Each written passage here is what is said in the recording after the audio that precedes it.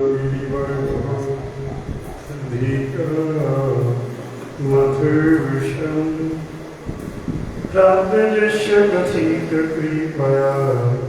श्री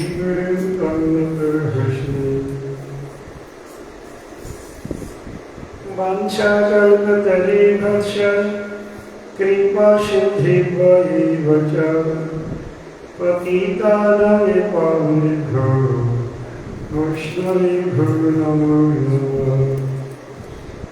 श्री कृष्ण चैतन्य प्रभु नित्यानंद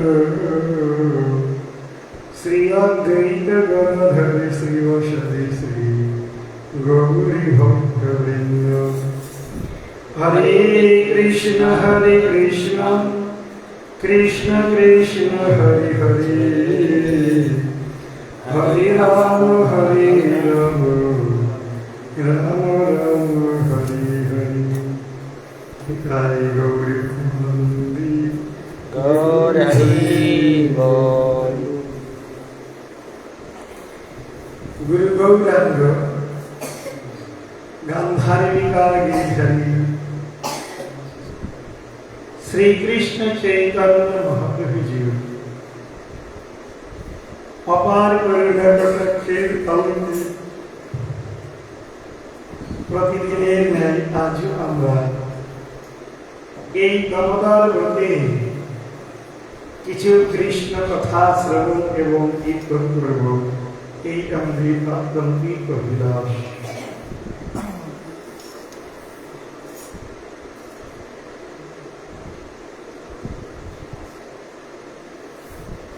শাস্ত্র বললেন কৃষ্ণ রক্ষতীন জগৎপরে গুরু, কৃষ্ণ হি বিশ্বম্ভর, কৃষ্ণ দেবং সমুত্থিতং জগদীদং কৃষ্ণে লয়ং গচ্ছতি, কৃষ্ণেতি তিষ্ঠতি বিশ্বমেতৎ অখিলং কৃষ্ণস্য দশাভয়ং, কৃষ্ণেন অখিলং সদয়তির্বিতরিতা কৃষ্ণায় তুভ্যং নমঃ। কৃষ্ণ ত্রিজগতের গুরু। কৃষ্ণ অনন্ত জগৎকে সৃষ্টি করেছেন, অনন্ত জগৎকে রক্ষণাবেক্ষণ পালন পোষণ করেন। আবার অনন্ত জগতের অনন্ত জীবের সদ্গতির বিধায়ক সেও ভগবান শ্রীকৃষ্ণ। অর্থাৎ সৃষ্টি, স্থিতি এবং প্রলয়, এই তিনটি যে কার্য, এই কার্যের মূল কারণ ভগবান শ্রীকৃষ্ণ। এই জন্যে প্রথম সৃষ্ট জীব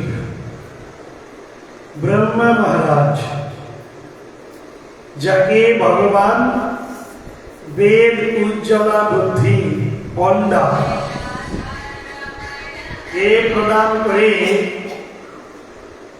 কি করেছিলেন?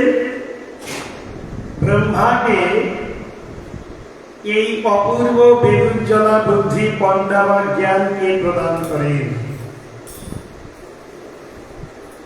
সেই ব্রহ্মা মহারাজ ভগবানের কৃপার দ্বারা অভিসিঞ্চিত হয়ে অপূর্ব সিদ্ধান্তকে ক্ষেপণ করেছিলেন। সেটি কি? ঈশ্বর পরম কৃষ্ণ সচ্চিদানন্দ বিগ্রহ অনাদিরাদি গোবিন্দ সর্বকারণ কারণম। ঈশ্বর পরম কৃষ্ণ তিনি কেমন? সচ্চিদানন্দ বিগ্রহ,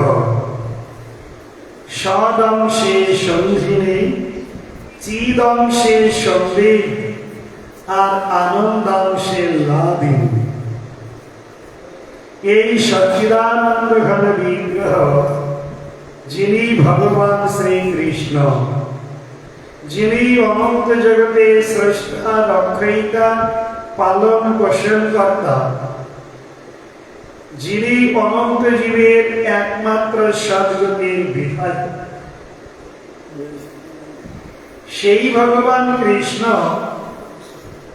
রসরাজ মহাভাব রূপে লীলারস আস্বাদন করেন এবং আস্বাদন করান। রসরাজ মহাভাব, রসের যিনি নাগর, যিনি রস সাগর, যিনি রস সমুদ্র, যিনি রস নিধি,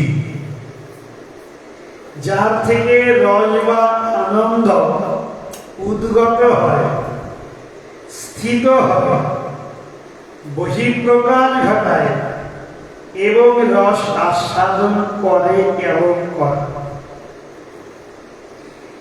শাস্ত্র এই জন্যে ভগবান শ্রীকৃষ্ণকে রস বৈষরূপে বর্ণন করেছেন। লব্ধানন্দং ভবতি, তিনি হচ্ছেন রসের সমুদ্র। আর এই ভগবান কৃষ্ণের যত লীলা, সব সমুদ্রের যেমন ঢেউ বয়েছে উর্মি, ঠিক ভগবান শ্রীকৃষ্ণের যত লীলা সেগুলোকে শাস্ত্র লীলা কল্লোল বারিধি রূপে বর্ণন করেছেন।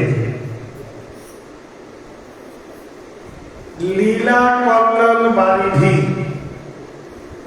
অর্থাৎ রসের যে ওয়েস, যে ঢেউ, সেটি ভগবান কৃষ্ণ থেকেই উদ্গত হয়।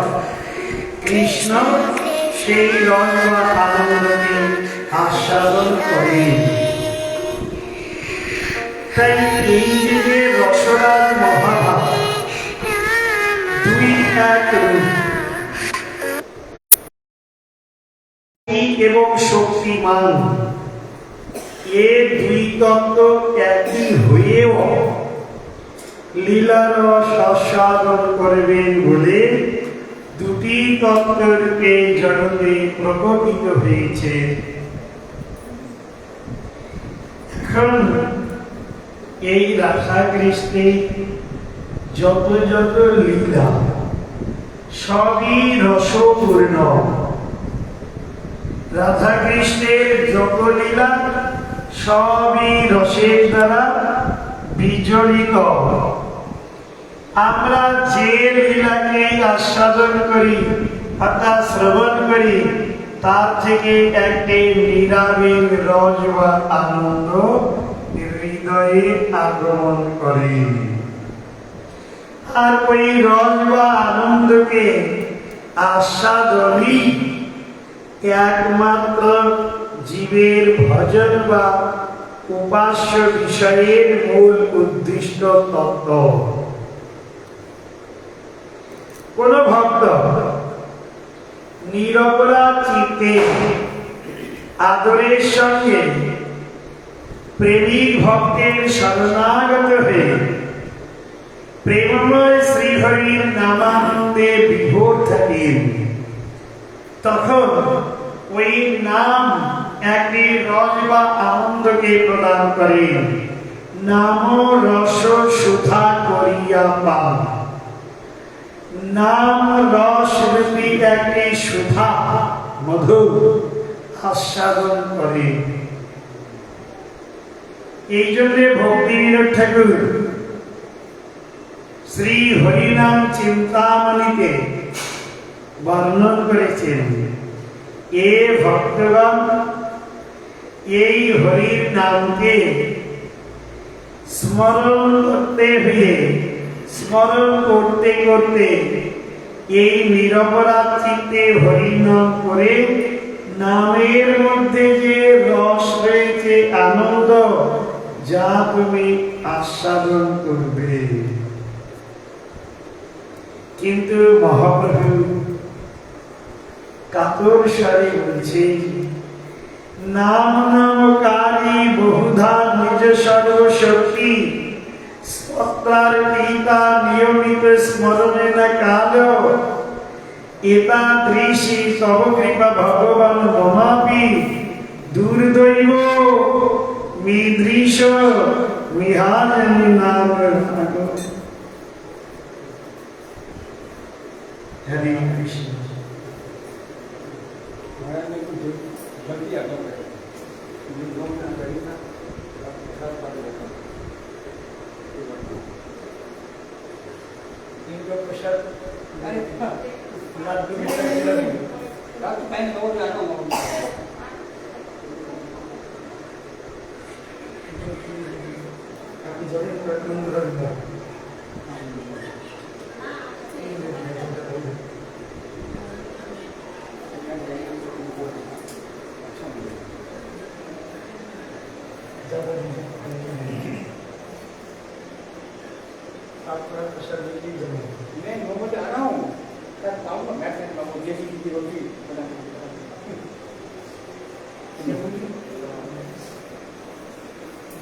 নাম নামকারী বহুধা নিজ সর্বশক্তি স্তোত্রার পিতা ভগবান শ্রীহরি অনন্ত নাম। গোবিন্দ, কৃষ্ণ, যাদব, মাধব, অঘারী, বকারী, উত্তরারী, অরিষ্ঠারী আদি ভগবান প্রত্যেকটি নামের মধ্যে সর্বশক্তিকে অর্পণ করে রেখেছেন। কিন্তু এই নামের মধ্যে এত শক্তি অর্পিত হওয়া সত্ত্বেও সেই নামে আমার রুচি হলো না। ভগবান সুন্দর একটি মায়াকে বিস্তার করে রেখেছেন।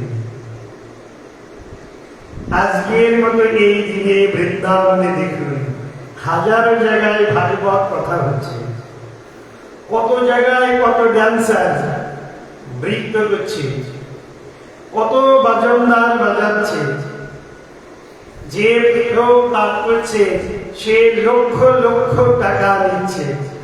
এইবার যেসব লোক এসেছে সেখানে সুন্দর চেয়ারে বসার ব্যবস্থা, সুন্দর ডেকোরেশন, ফুলের ব্যবসাদার ফুলের ডেকোরেশন করেছে, কত লোক রান্না করেছে, কত মাল কিনে এনেছে, কত লাড্ডু পুরি কচুরি মহন্তা তৈরি হয়েছে। কি সুন্দর একটি বিজনেস! ভগবান কি অপূর্ব মায়াকে বিস্তার করে রেখেছেন। এ সবের দ্বারা পুণ্য সঞ্চয় হবে, কিন্তু প্রেম লাভ হবে। প্রেম লাভ হবে একমাত্র ভগবান শ্রীহরির নামের দ্বারে। আমরা সব ঘটা করে কত কিছু করি, কিন্তু নামে রুচিকর হই না বলছেন। কোন একজন পিতা, সেই পিতার একটি মেয়ে, সেই মেয়েটাকে বিবাহ দিয়েছে। বিবাহের সময়ে 2 কোটি টাকা খরচ করে সুন্দর গাড়ি বাড়ি ডেকোরেশন, লোক খাওয়া ব্যান্ড সব কিছু হয়েছে। 2 মাস পরে দেখা গেল ছেলে একদিকে মেয়ে একদিকে। তাইলে ওই 2 কোটি টাকার কি ফল? Equal to 0। ঠিক তেমনি আমি ভক্তির বিভিন্ন ধরনের অনুষ্ঠান করি। মহাপ্রভু বলছেন ভগবানও বিভিন্ন নামকে দিয়ে রেখেছেন, তার মধ্যে সর্বশক্তিকে অর্পণ করে দিয়েছেন। কিন্তু নানান ধরনের ভক্তাঙ্গ যজনের ব্যবস্থাও করে দিয়েছেন। কিন্তু কলিযুগের জীব ধর্ম নাম সংকীর্তন। এই নামের মধ্যে যে নামে লুকিয়ে রয়েছে যেহেতু রূপবর্ষীগণ সব শাস্ত্রকে মন্থন করে রসিকগুলো চূড়ামণি হয়ে আমাদের এই গৌরীয় গগনের মুকুটমণি, তিনি কি রচনা করলেন? নামাষ্টক নাম চিন্তামণি কৃষ্ণ চৈতন্য রস বিগ্রহ। রস মানে আনন্দ। নাম চিন্তামণি কৃষ্ণ চৈতন্য রস বিগ্রহ, পূর্ণ শুদ্ধ নিত্য মুক্ত অভিন্ন নাম নামি। নাম চিন্তামণি সদৃশ, নাম চিন্তামণি। আর কি? সাক্ষাৎ কৃষ্ণ রস বিগ্রহ, এর নাম সাক্ষাৎ রস আনন্দের মূর্ত বিগ্রহ। পূর্ণ শুদ্ধ, এর জগতে যদি কোন শুদ্ধ বিশুদ্ধ কিছু থেকে থাকে তবে তার নাম হচ্ছে নাম। নিত্য মুক্ত, কোনদিন থেকে অশুদ্ধকে করতে পারে না। মুক্ত অভিন্ন নাম নামিন। ভগবান আর ভগবানের এই নাম একই। এই জন্যে প্রভুপাদ তার উপদেশামৃতকে রচনা করেছেন। ভগবান শ্রীকৃষ্ণকে মা যশোদা দেবী ছুটে এসেছেন রহিনী। এসে কৃষ্ণকে সুন্দর করে সাজিয়ে গুছিয়ে নানান ফুলের মালা অলঙ্কারের দ্বারা বিভূষিত করে এবার শ্রীদাম দাম বসুদাম মধুমঙ্গল সুবল সখার সঙ্গে, যেহেতু কৃষ্ণ থেকে এরা সকলেই বড়, কৃষ্ণই ছোট, আর সকলের সঙ্গে গোচারণে পাঠিয়ে দিচ্ছেন।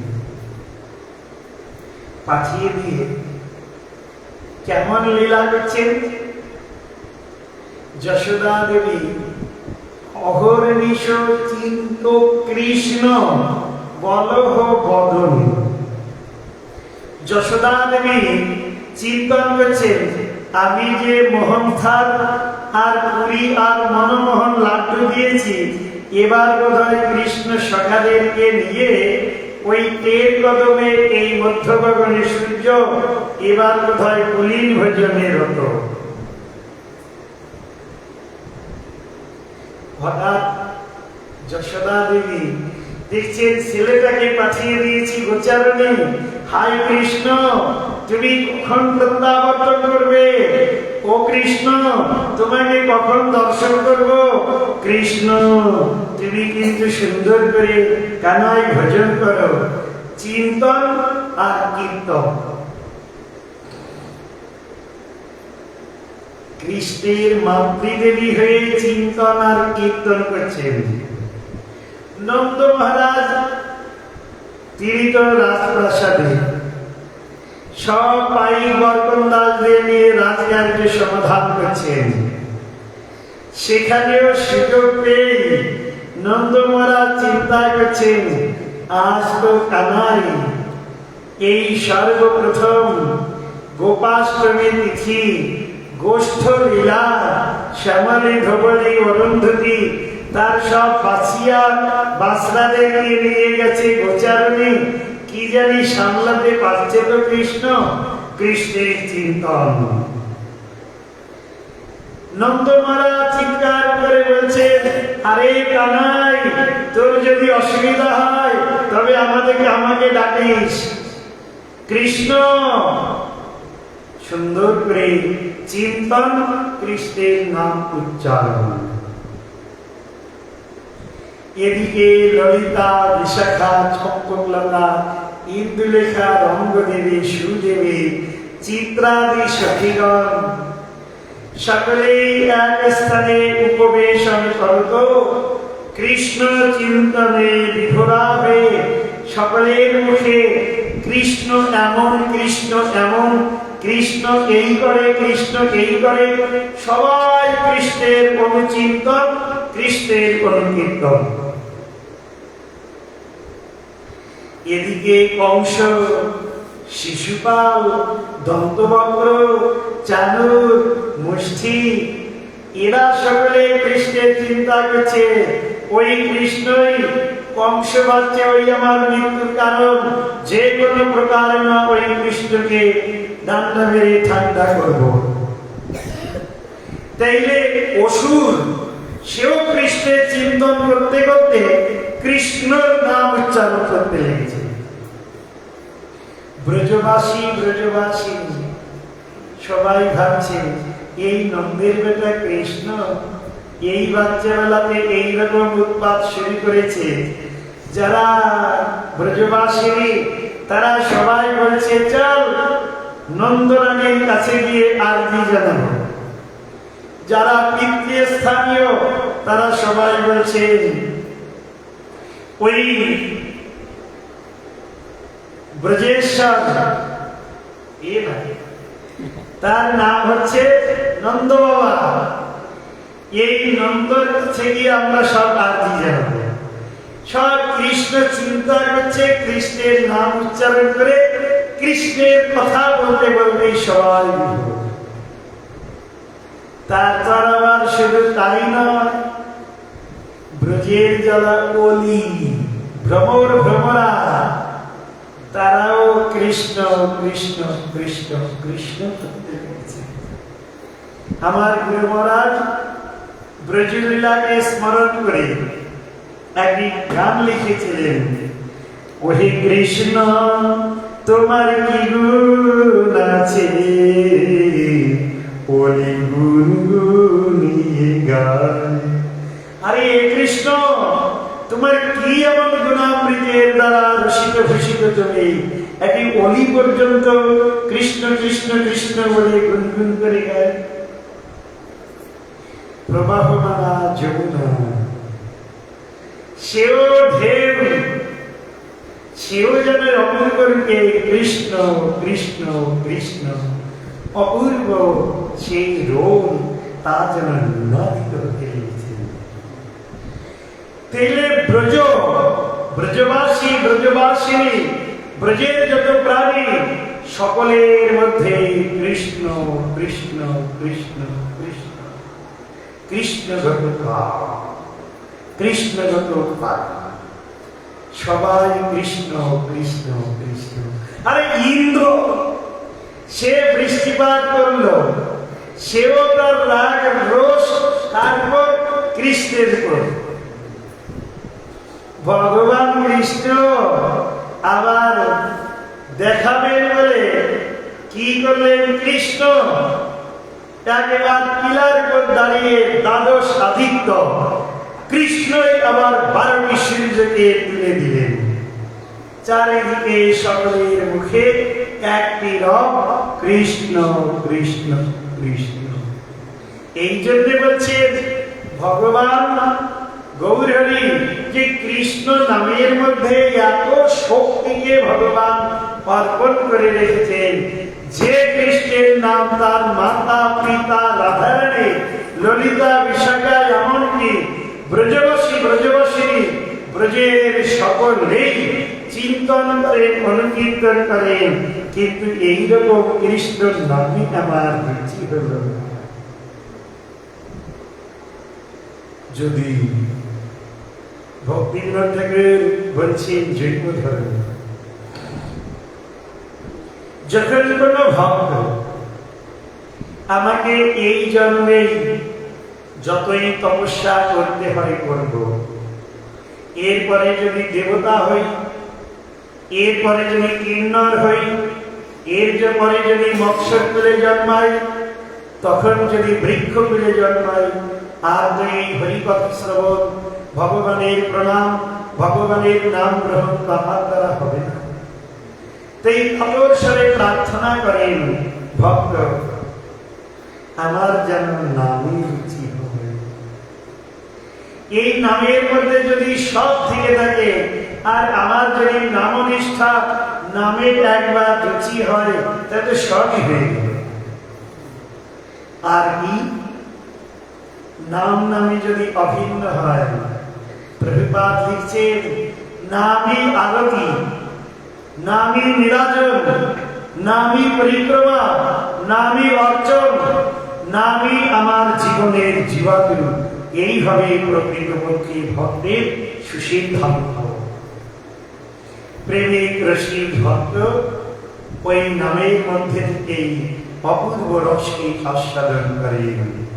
আর ওই রসবিহারী ওই নামের দ্বারা ভক্তের হৃদয়ে প্রবেশ করে জীবতে অপূর্ব রূপে নৃত্য করে। আর ধী শক্তির মধ্যে প্রবিষ্ট হয়ে তাকে নাচান কাদান ভাবে বিভোর করেন। রসিত ভূষিত প্রস্ফুরিত হয়ে তার জীবনকে ধন্যাতিধন্য করে রসরাজ মহাভাব দুই এক রূপ রূপে ওই ভক্তের হৃদয়ে নৃত্যকাল প্রতীয়মান হয়। এই জন্যে এই আমরা দামোদর ব্রতকালে একাগ্র চিত্তে আনন্দময়ী সেবা সৌকর্য বর্ধন করতে করতে কাতর স্বরে ক্রন্দনকে একটি ভক্তির অঙ্গ হিসাবে স্বীকার করে এই ভগবানের কৃপা লাভেচ্ছু হয়ে কাতর স্বরে একাগ্র চিত্তে ঐকান্তিক ভাব অবলম্বন করে যাতে আমার নাম নিষ্ঠা হয়, এই প্রার্থনাই হবে আমাদের আজকাল আসল বিষয়। কারণ দামোদর ব্রতকালে ওই রাধা দামোদরকে হৃদয়ে বরণ, তার নিরাজন, তার অনুকীর্তন, তার অনুস্মরণ, তার অনুভাবন, তার অনুজাগৃতির মধ্যে প্রবেশই আমাদের আসল ব্রত। তাই প্রভু আমাদেরকে স্বীকার করুন, আমাদের বিচারকে প্রস্ফুটিত করুন, আর আমাদের এই অপূর্ব হৃদয়ে ভাব জাগরিত হোক। আমরা যেন সত্যি সত্যি পরম ভাবময় শ্রীহরির শ্রী চরণ দ্বন্দ্বকে চিন্তন করতে করতে চিন্তামণি সদৃশ ভগবানের অনন্ত আশীর্বাদকে হৃদয়ে বরণ করে এই ব্রতের সার্থকতাকে বাস্তবে রূপায়িত করতে পারি। বাঞ্ছা কল্পতরু কৃপা সিদ্ধি বচ পতি কামনি পাবনেভ্যো বৈষ্ণবেভ্যো নমো। হরে কৃষ্ণ কৃষ্ণ কৃষ্ণ হরে হরে, হরে রাম রাম রাম হরে হরে। নিতাই গৌর প্রেমানন্দে গৌর হরি बोल। जय जय श्री राम